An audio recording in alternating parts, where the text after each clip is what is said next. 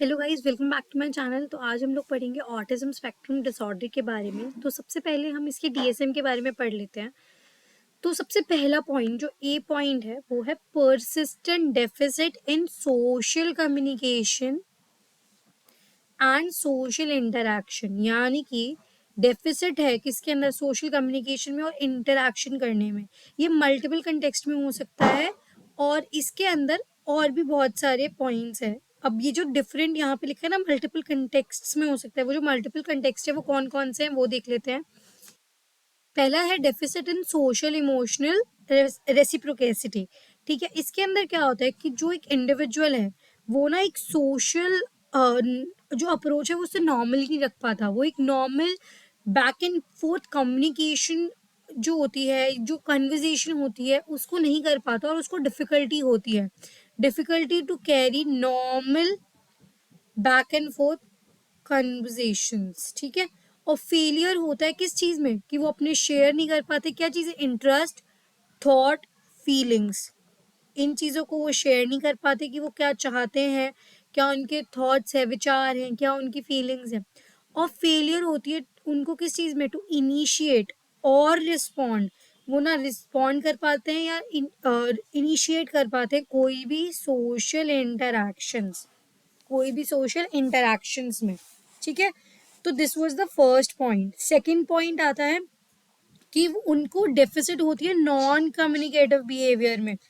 ठीक है, जो कि जरूरी होता है, that is required for social interaction. Social interaction के लिए जो नॉन कम्युनिकेटिव बिहेवियर्स होते हैं, एक होता है हमारा वर्बल और एक होता है नॉन वर्बल कम्युनिकेशन। तो वर्बल जो हम बोलकर करते हैं और नॉन वर्बल जो जेस्चर्स के थ्रू करते हैं, तो उसके अंदर पुअरली इंटीग्रेटेड होती है उनकी क्या, verbal and non verbal communication. और एबनॉर्मलिटीज होती है उनको आई कांटेक्ट में, they can not maintain eye contact.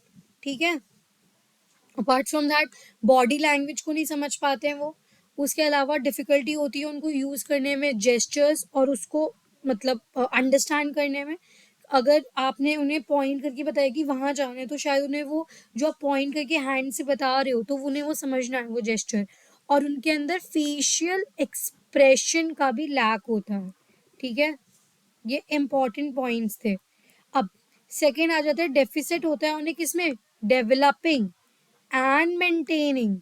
पहली बात तो रिलेशनशिप को डेवलप ही नहीं कर पाते हैं, डेवलप कर लिया तो मेंटेन नहीं कर पा रहे, मेंटेन कर भी लिया तो अंडरस्टैंड नहीं कर पा रहे कि रिलेशनशिप्स होते क्या हैं। ठीक है, और उनके अंदर क्या, पुअर कम्युनिकेशन होता है, कम्युनिकेट नहीं कर पाते हैं। डिफिकल्टी होती है to adjust behaviour at according to various context. अब कैसे, अब हंसने वाली जगह पे रो रहे हैं, रोने वाली जगह जगह पे हंस रहे हैं, तो जो एक एस्पेक्ट होता है, अलग अलग जो कंटेक्स्ट होते हैं, उसमें वो एडजस्ट नहीं कर पाते। और absence of interest in peers, उनको अपने जो पियर्स हैं, जो उनके सेम एज मेट्स हैं, उनके अंदर उनको इंटरेस्ट नहीं होता। डिफिकल्टी होती है उनको फ्रेंड्स बनाने में। So this was the third point. तो पहला पॉइंट क्या है कि उनको सोशल कम्युनिकेशन और सोशल इंटरैक्शन में डेफिसिट होता है अक्रॉस मल्टीपल कंटेक्स्ट। तो पहला होता है उन्हें सोशल इमोशनल रेसिप्रोकेसिटी में डिफरेंट डिफिकल्टी होती है। अब इसके अंदर क्या क्या चीज़ आती है कि normal back and fourth conversation नहीं कर पा रहे, इंटरेस्ट अपने शेयर नहीं कर पा रहे, थॉट फीलिंग शेयर नहीं कर पा रहे, इनिशिएट और रिस्पॉन्ड नहीं कर पा रहे to social interaction. Second point में हमने पढ़ा कि नॉन वर्बल क्यूज नहीं वो समझ पाते। थर्ड में हमने पढ़ा कि मेंटेन, डेवलप और अंडरस्टैंड नहीं कर पा रहे रिलेशनशिप्स में। अब सेकेंड पॉइंट आ जाता है, सी बी पॉइंट आ गया ना यहाँ पे। तो अब इसके अंदर क्या होता है कि उनका ना एक रेपिटेटिव पैटर्न होता है, यानी एक ही चीज वो बार बार कर रहे हैं। ठीक है, उनके इंटरेस्ट एक्टिविटीज बहुत रिस्ट्रिक्टेड होती हैं। अब ये ना मैनिफेस्ट होनी चाहिए by two of the following symptoms. अब ये टू क्या, ये देखो यहाँ पे ना ये कुछ 4 पॉइंट्स लिखे हैं, इनमें से एटलीस्ट 2 चीजें तो होनी ही चाहिए उनके अंदर, सो दैट वो बता सकें कि उनको ऑटिज्म है। ठीक है, तो पहला है स्टीरियोटाइप और रेपिटेटिव मोटर मूवमेंट। ठीक है, अब इसके अंदर क्या होता है, स्टीरियोटाइप का मतलब ही जो होता है वो सॉरी स्टीरियोटाइप का जो मतलब होता है वही होता है रेपिटेटिव। तो मतलब उनकी जो मूवमेंट्स है वो बहुत रेपिटेटिव होते हैं। सपोज हैंड फ्लिपिंग कर रहे हैं, वो बार बार क्लैप कर रहे हैं, तो एक ही चीज करे जा रहे हैं। या फिर अगर उनके पास टॉयज हैं तो उनको लाइन कर देंगे। सिंपल मोटर स्टीरियोटाइप्स की सिंपल, जैसे मैंने बताया, क्लैपिंग करे जा रहे हैं, या टॉयज है तो उनको लाइन में लगा दिया है। ऑब्जेक्ट फ्लिपिंग या echolalia, echolalia is repeating of repetition of voice. जैसे मैंने कुछ बोला तो वही कॉपी कर रहे हैं, तो दैट इज एक्विलेलिया। ठीक है, तो अब इसके बाद आ जाता है सेकेंड चीज, मेंटेनिंग सेमनेस या इंसिस्टेंस ऑफ सेमनेस। अब सेमनेस क्यों? क्योंकि ना इनको ना बहुत ज्यादा डिस्ट्रेस हो जाता है अगर छोटा सा डे टू डे की कोई चीज है ना उसमें कुछ ऑल्ट्रेशन हो रही है, तो उनको बहुत दिक्कत होने लग जाती है। तो इसके अंदर क्या होता है, इनफ्लेक्सिबल एडहेरेंस है उन्हें रूटीन के साथ। मतलब एक सेमनेस जो है वो मेंटेन होनी चाहिए थ्रू आउट, रूटीन्स वही रहने चाहिए। Ritualized pattern of verbal and non verbal behaviour, यानी रिचुअल में जो चीजें रिचुअल में ही चलनी चाहिए। ठीक है, डिस्ट्रेस होने लग जाएगा अगर छोटे से भी चेंजेस हुए। ठीक है, रिजिड थिंकिंग हो जाती है। ग्रीटिंग रिचुअल, सेम रूट और फूड एवरीडे, ये बहुत इंपॉर्टेंट है। इनको ना मतलब सेम, अगर सपोज एक बच्चा जो है वो जा रहा है, उसे कहीं रोज स्कूल लेके जाते हैं, सपोज डे केयर में लेके जाते हैं, ठीक है, तो वो जिस रूट से जा रहा है, अगर वहां जाम है, उसके पेरेंट्स दूसरे रूट से लेके गए, तो वो बहुत टैंट्रम्स थ्रो करेगा, बहुत एजिटेटेड हो जाएगा, क्योंकि उसने देख लिया कि ये रूट डिफरेंट है। तो उनको एक ही रूट प्रेफर करते हैं, वो एक ही फूड उनको रोज खाना है, तो मदर्स उनकी वही बनाती हैं। सेम कलर के कपड़े उनको रोज पहने, एक सपोज येलो टी शर्ट और रेड शॉर्ट्स पहनने हैं, तो डेली वही पहनते हैं। तो उनके पेरेंट्स क्या करते हैं, एक ही जैसे कपड़े दो तीन जोड़ी ले आते हैं, सो दैट उसको, क्योंकि वो रोज पहनेगा, वो जिद करेगा, तो रोज पहनने के लिए वो धुलने जाएगा तो दूसरी चीज पहना दे। अब हाईली रिस्ट्रिक्टेड और फिक्सेटेड इंटरेस्ट होते हैं इनके। इसमें क्या करते हैं, इनको ना एक स्ट्रॉन्ग अटैचमेंट हो जाता है किसी भी अनयूजुअल ऑब्जेक्ट के साथ। सपोज किसी की कोई ग्रीन फाइल है, उसको वो इतनी पसंद है कि हर वक्त हर जगह वो लेकर जा रहा है, सोते वक्त, हर जगह, हर वक्त उसको वो चाहिए, नहाते वक्त, एवरीथिंग। तो हाईली रिस्ट्रिक्टेड या फिर फिक्सेटेड इंटरेस्ट होता है उनको। ठीक है, और इसकी जो इंटेंसिटी होती है वो बहुत एबनॉर्मल होती है। ठीक है, और वही जो मैंने बताया, स्ट्रॉन्ग अटैचमेंट होती है, और pre occupation with unusual object के साथ इनको है, प्री ऑक्यूपेशन है और स्ट्रॉन्ग अटैचमेंट है और परवेजिव इंटरेस्ट है उसके अंदर। ठीक है जी, थोड़ा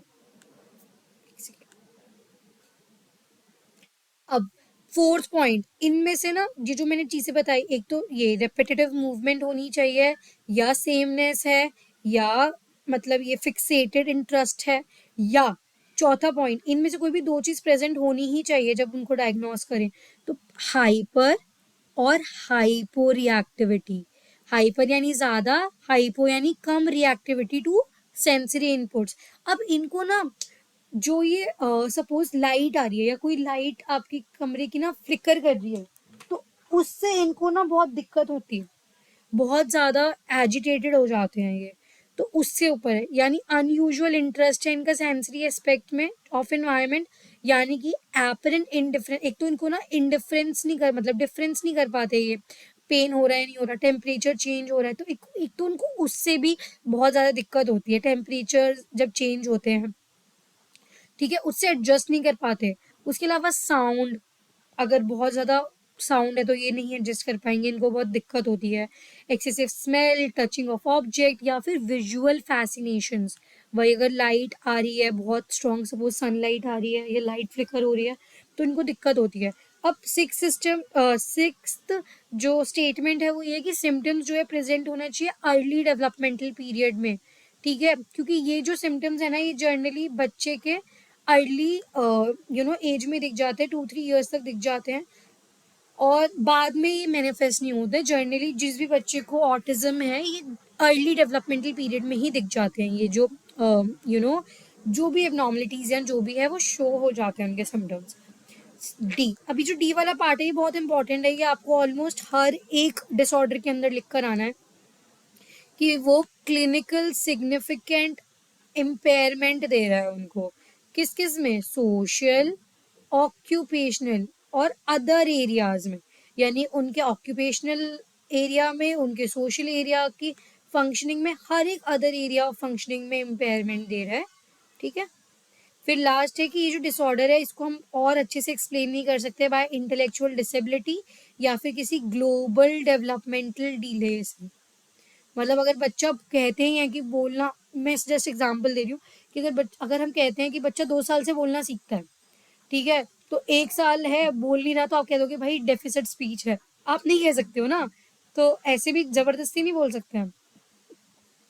अब क्लिनिकल पिक्चर पे आ जाते हैं, तो ऑटिज्म जो है वो डिस्क्राइब किया गया था इन 1943 बाय केनर, ठीक है। और ऑटिज्म में ये जो ऑट है, ठीक है, इसका मतलब ही होता है आइसोलेशन। क्या मतलब होता है? आइसोलेशन। अब ऑटिज्म स्पेक्ट्रम डिसऑर्डर, ये बहुत इंपॉर्टेंट चीज़ है, एक न्यूरो डेवलपमेंटल डिसऑर्डर है। क्या है? Neuro developmental disorder. और इसके अंदर इन्वॉल्व होती है प्रॉब्लमैटिक बिहेवियर, उनका बिहेवियर बहुत प्रॉब्लमैटिक है, रेंजिंग फ्रॉम डेफिसिट्स हैं उनके अंदर लैंग्वेज में डेफिसिट है, परसेप्चुअल मतलब जो वो चीज़ें परसीव कर रहे हैं उसमें दिक्कत है, ठीक है, परसेप्चुअल, मोटर डेवलपमेंट में दिक्कत है, जितनी भी उनके चलने फिरने की जो चीज़ें हैं, भागने की, उनमें डेफिसिट्स है, फिर रियलिटी टेस्टिंग में डेफिसिट है, और इम्पेयरमेंट है सोशल कम्युनिकेशन में, जो बहुत ही इंपॉर्टेंट एस्पेक्ट है कि सोशल कम्युनिकेशन में भी दिक्कत है। तो अब हम आ जाते हैं एएसडी के सिम्टम्स में। ये 4 सिम्टम्स आपको लिख कर ही आने हैं, ये मेन सिम्टम्स होते हैं। पहला है सोशल डेफिसिट, ठीक है जी, उनको दिक्कत आती है किस चीज़ में? बातें करने में, इंटरेक्शंस नहीं कर पा रहे हैं, बैक एंड फोर्थ जो भी नॉर्मल कन्वर्जेशंस हो रही हैं वो नहीं कर पा रहे हैं, और नॉन वर्बल क्यूज नहीं समझ रहे हैं, एब्सेंस ऑफ स्पीच, बोल ही नहीं सकते हैं, ठीक है, बोलना नहीं आ रहा है उनको। इनको हम इन डेप्थ आगे पढ़ेंगे तब मैं आपको अच्छे समझाऊंगी। मेंटेनिंग सेमनेस जो मैंने आपको बताया था कि सेम रूटीन डेली फॉलो होना चाहिए, और सेल्फ स्टिमुलेशन सॉरी, तो सेल्फ स्टिमुलेशन भी मैं अभी आगे आपको पढ़ाऊंगी, वही जो हमने डीएसएम में पढ़ा ऑलमोस्ट सब वही है, बट इन डेप्थ में अभी आगे पढ़ेंगे। तो myth about autism spectrum disorder क्या होता है? सबसे पहले लोगों को ऐसा लगता है कि जिन बच्चों को एएसडी है, ठीक है, उनका आईक्यू कम होगा, जो कि गलत है, ऐसा नहीं होता। सी, ऐसा नहीं है, ये एक मिथ है, मिथ्स हैं, ठीक है। अब पीपल जिनको ऑटिज्म है वो इंटरेस्टेड ही नहीं होते कि हैविंग फ्रेंड्स, ऐसा नहीं है, उनको इंटरेस्ट नहीं होता पीयर्स में, वो क्या कर रहे हैं सब, मतलब नहीं कि उनको फ्रेंड बनाने में दिलचस्पी नहीं है, ये भी एक मिथ है। Third, people with ASD do not have empathy और इमोशंस, ये भी गलत है कि उनमें एम्पैथी नहीं है या इमोशंस नहीं है, उनमें भी बहुत इमोशंस होते हैं, ठीक है। अब एक केस हिस्ट्री देख लेते हैं, या केस स्टडी देख लेते हैं। तो अब इसमें क्या है, मैथ्यू है, वो 5 ईयर ओल्ड बॉय है जो रेयरली बोलता है, वो किसी से बात नहीं करता है, speaks to anyone, and almost never makes direct and sustained eye contact भी नहीं है, मैंने बताया था ना, मेंटेन नहीं कर पाते। उनके जो पेरेंट्स है वो बिगेन, उन्होंने ये जो नोटिस करना शुरू किया था 3 साल पहले, ठीक है, अर्ली डेवलपमेंटल एज में पता चल जाता है। व्हेन अदर चिल्ड्रन, जो बाकी जो चिल्ड्रन है उन्होंने स्टार्ट कर दिया था पुट बैक एंड फोर्थ, मतलब सेंटेंसेस को बनाना शुरू कर दिया था, और कन्वर्जेशंस कर पा रहे थे, वो बैक एंड फोर्थ कन्वर्जेशंस कर पा रहे थे विद देयर पेरेंट्स, जबकि मैथ्यू ने ऐसा कुछ डेवलप करना ही नहीं चालू किया था, ये वाली जो एबिलिटीज है वो डेवलप नहीं की थी।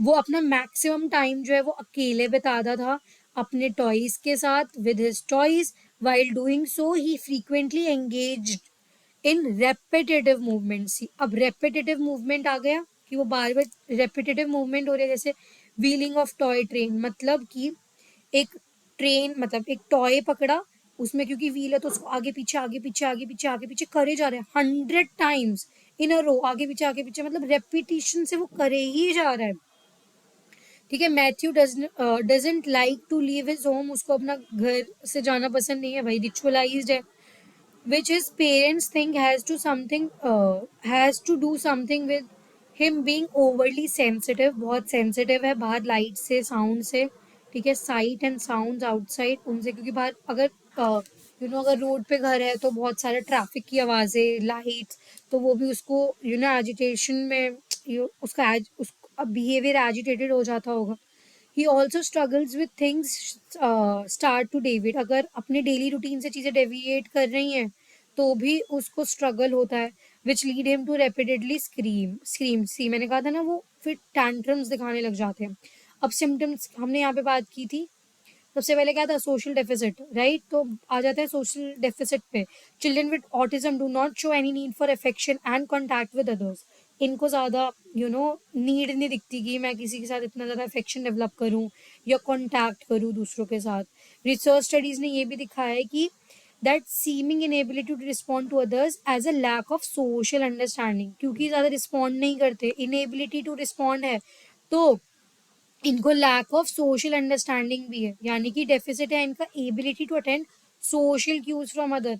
अगर कोई अदर इंसान जो है वो उनको कोई सोशल क्यूज दे रहा है तो उसको ये समझ नहीं पाएंगे, अटेंड नहीं करेंगे। न्यूरो इमेजिनिंग स्टडीज ने ये दिखाया है कि चिल्ड्रन जिनको ऑटिज्म है उनकी डिक्रीज्ड एक्टिविटी होती है किसके अंदर, मीडियल प्रीफ्रंटल कॉर्टेक्स, हमारा जो ब्रेन है उसके अंदर ये एरिया होता है मीडियल प्रीफ्रंटल कॉर्टेक्स, उसके अंदर डिक्रीज्ड एक्टिविटी होती है। जो ये जो एरिया होता है किसके लिए होता है, understanding of mental state of others, दूसरों को समझने के लिए, उनके इमोशंस को समझने के लिए। अगर इसी में डिक्रीज्ड एक्टिविटी है तो वो कैसे, मतलब तभी तो सोशल डेफिसिट है। और इंक्रीज्ड एक्टिविटी होती है इनकी वेंट्रल ऑसिपिटो टेम्परल लोब में। बड़े वर्ड है आई नो, बट ये अगर लिख कर आते हो तो ब्राउनी पॉइंट्स है, ठीक है। तो न्यूरो इमेजिनिंग स्टडी ने ये बताया कि जो चिल्ड्रन जिनको ऑटिज्म है उनकी डिक्रीज एक्टिविटी होती है मीडियल प्रीफ्रंटल कॉर्टेक्स में, जो कि और वो किस लिए हेल्प करता है, वो मेंटल स्टेट ऑफ अदर्स को अंडरस्टैंड करने में, ठीक है। और increased activity in ventral occipito temporal lobe, ठीक है, जो हेल्प करता है ऑब्जेक्ट परसेप्शन में, कि ऑब्जेक्ट को देख के परसीव करना। चौथा पॉइंट, चिल्ड्रन जिनको ऑटिज्म है वो दिखाते हैं डेफिसिट किस में, अटेंशन में उसकी दिक्कत होती है, और लोकेट नहीं कर पाते, ओरिएंट नहीं कर पाते, किसके साथ, साउंड्स के साथ। They show aversion to auditory stimuli से भी उनको दिक्कत होती है, ठीक है, उससे एवर्जन दिखाते। अब सेकेंड हमने पढ़ा था absence of speech, see, absence of speech. तो एब्सेंस ऑफ स्पीच में क्या होगा कि चिल्ड्रन विद ऑटिज्म, जो बच्चे हैं जिनको ऑटिज्म है, ठीक है, उनको इफेक्ट सॉरी डू नॉट, सबसे पहली बात देखो, डू नॉट, जो नॉट वाली चीज होती है उनको हमेशा वहां करके आया करो। कई बार हम ना भूल जाते हैं, ये जल्दी से ध्यान नहीं जाता है इनका, तो पेपर वगैरह में भी देखा होगा क्वेश्चन पेपर नॉट को एकदम बोल्ड करके अंडरलाइन किया होता है। तो children with autism do not effectively learn by imitation, ये लोग क्या करते हैं, इमिटेशन से नहीं सीखते। इमिटेशन क्या होता है, मतलब जैसे हम किसी को देख लेते हैं, है ना, कुछ करते हुए, और हम भी वो चीज करने लग जाए, तो that is known as imitation. हमने पढ़ा है, राइट, लाइक किसी को कॉपी करना, तो ये जो है ये उससे नहीं सीखते। तो इसीलिए इनके पास एब्सेंस और लिमिटेड यूज ऑफ स्पीच होता है, क्योंकि इनकी वोकैबुलरी भी नहीं इतनी हो रही है डेवलप, क्योंकि हमने लैंग्वेज डेवलपमेंट में पढ़ा था ना, हम लोग सीखते हैं दूसरों से बात करके, मोर नॉलेजेबल अदर से, वाइगॉट्स्की की स्टडी में भी सीखा था, राइट। तो एब्सेंस और लिमिटेड यूज ऑफ स्पीच है, क्योंकि ये सीख नहीं पा रहे, जो हम बोल रहे हैं वो समझ ही नहीं पा रहे, तो वो नहीं आ पाएगा ना। तो if the speech is present, और अगर स्पीच है भी, पहले तो स्पीच नहीं होती है, ठीक है, उसे समझ नहीं आ रहा हम क्या बोल रहे, तो वो सीखेगा क्या।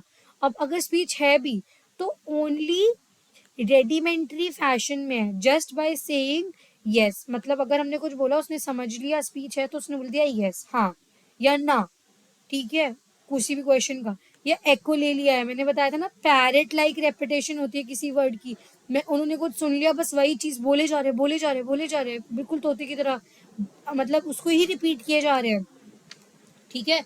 अब इसमें ना ब्रेन का एक एरिया होता है ब्रोका, इधर लिखा नहीं है और इससे तो बिल्कुल लिखा भी नहीं जाएगा। ब्रोका एक होता है, मैं ट्राई करती हूँ अगर लिखने का, अम, ठीक है, ब्रोका, बी, थोड़ा समझ लेना, ठीक है, ROCA,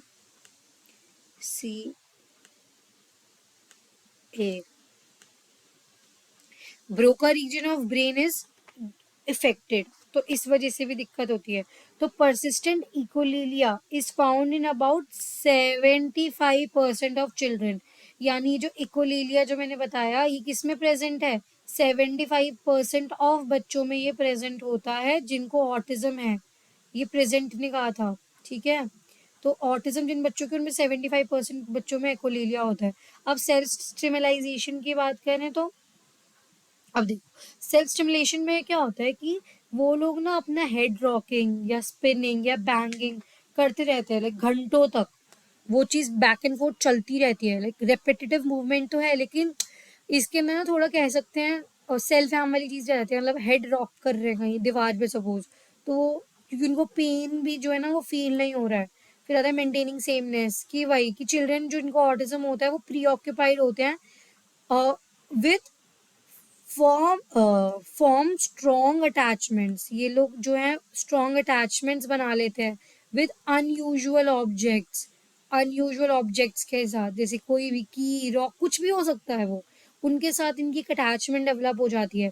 and when there preoccupation with the object is altered, जो भी उनकी प्री ऑक्यूपेशन है, अगर सपोज वो मैंने जैसे फाइल का एग्जाम्पल लिया था, वो फाइल ही अगर गायब हो गई तो, या फिर मतलब उसमें कुछ चेंज आ गया, मतलब फाइल ग्रीन फाइल थी वो रेड हो गई, या थोड़ी सी मतलब फट गई या कुछ हो गया या गायब ही हो गई, तो अब देखो, और it's attempt to substitute the object in its place, और when anything familiar in the environment is altered slightly, मतलब कुछ भी इन्वायरमेंट में ऑल्टर कर दिया जाता है, चेंज कर दिया जाता है थोड़ा सा भी, तो ये बच्चे अगर रिमूव कर दिया वो ऑब्जेक्ट इनके पास से, तो भाई फिर कलेश हो गया, इनकी क्राइंग स्पेल्स चलते हैं घंटों तक, वॉयलेंट टेम्पर टेंट्रम्स चलते हैं इनके, ठीक है, until the familiar situation is restored. कब तक चलेगा ये चीजें, जब तक वो फेमिलियर सिचुएशन दोबारा नहीं हो जाती। जैसे मैंने रास्ते वाला एग्जाम्पल भी दिया था, सेम रूट से जाना है उनको,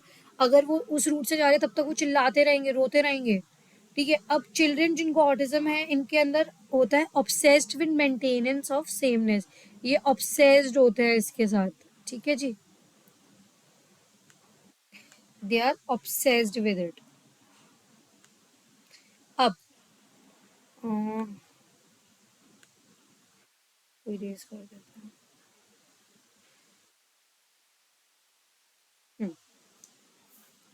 back to our highlighter, yes.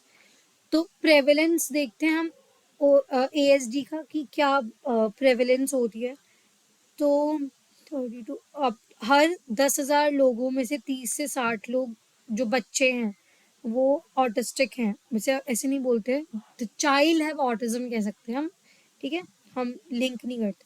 अब recent study by the centre for disease control and prevention ने ये बताया था कि the rate of autism among children, बच्चों में एक हर 68 बच्चे में से एक जो है वो उस बच्चे को ऑटिज्म है। And autism is usually identified before a child is 30 months,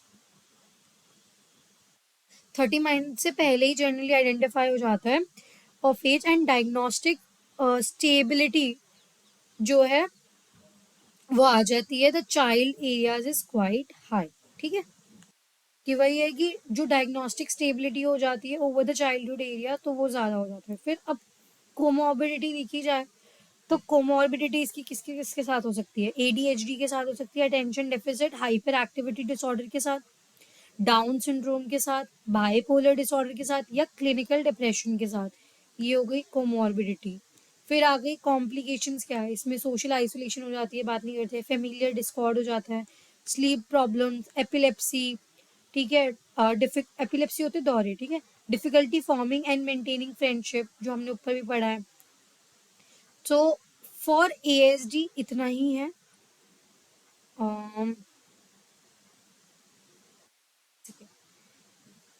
सो या फॉर एएसडी हमारा इतना ही था। अब मैं नेक्स्ट वीडियो में आऊँगी और बहुत सारे डिसऑर्डर्स के साथ, उनके सारे नोट्स और एक्सप्लेनेशन के साथ। So don't forget to come and attend those lectures as well for your deep understanding and notes. So, तब तक के लिए bye, take care, and don't forget to like, share, and subscribe to my channel.